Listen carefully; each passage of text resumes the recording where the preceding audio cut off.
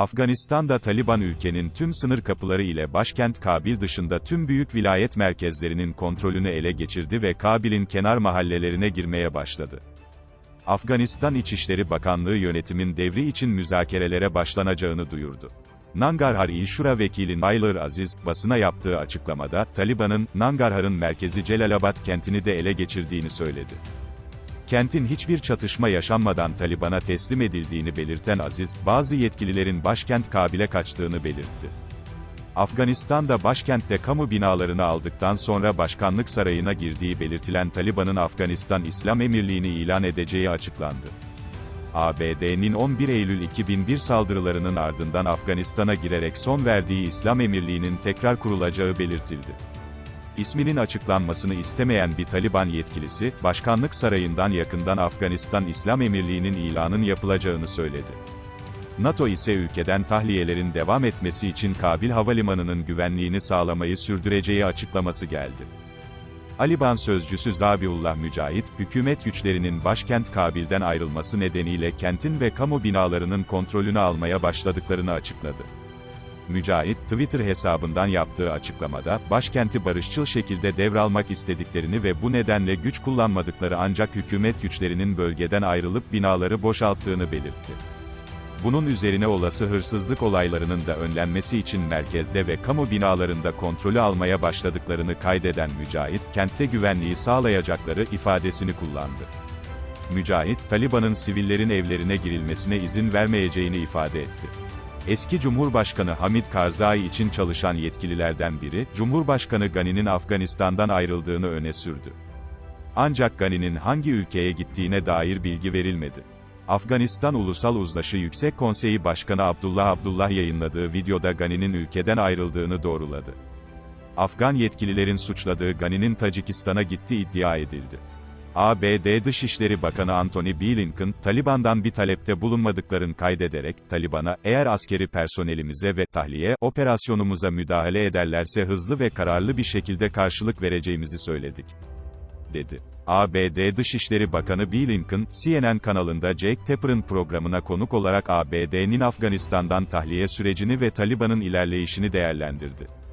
Tapper'ın, daha geçen ay Başkan Joe Biden Taliban ülkeyi ele geçiremez demişti ama yanıldı, ne oldu, şeklindeki sorusuna yanıt verirken zorlanan Blinken, ABD'nin Afganistan'da yapması gereken her şeyi yaptığını söylemekle yetindi. Blinken, Afganistan'dan ayrılma kararının doğru olduğunu, daha önce İngilizlerin ve Rusların da uzun süre bu ülkede kalıp sonra ayrıldığını, mevcut durumda ABD'nin de ayrılmasının kendi çıkarına uygun olduğunu ifade etti. Beğenin ya da beğenmeyin 1 Mayıs'ta çıkacağımıza ilişkin bir anlaşma var.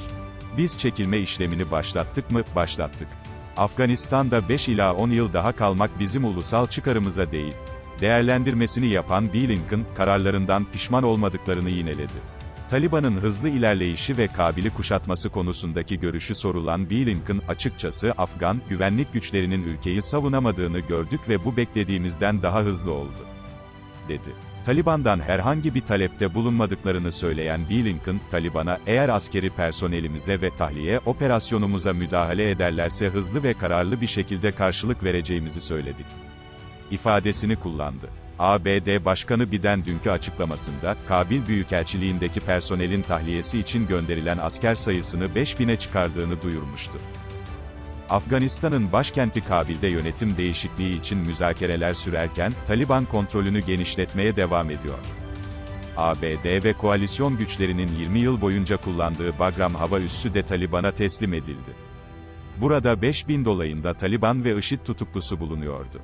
Afganistan İçişleri Bakanı Abdulsattar Mirzaklı, Taliban'ın ülkenin tam kontrolünü ele almaya yakın olduğunu açıklayarak barışçıl bir güç transferi gerçekleşeceğini açıkladı. Bir video mesaj yayınlayan Afgan İçişleri Bakanı, Afganlar endişelenmesin, Kabil'e herhangi bir saldırı olmayacak.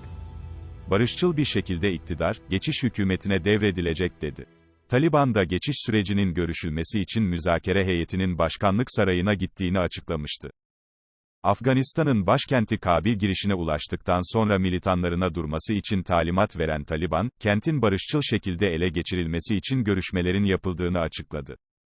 Uluslararası haber ajanslarına konuşan Taliban sözcüsü, barışçıl yönetim değişikliği yapılması için müzakerecilerin başkanlık sarayına gittiğini açıkladı.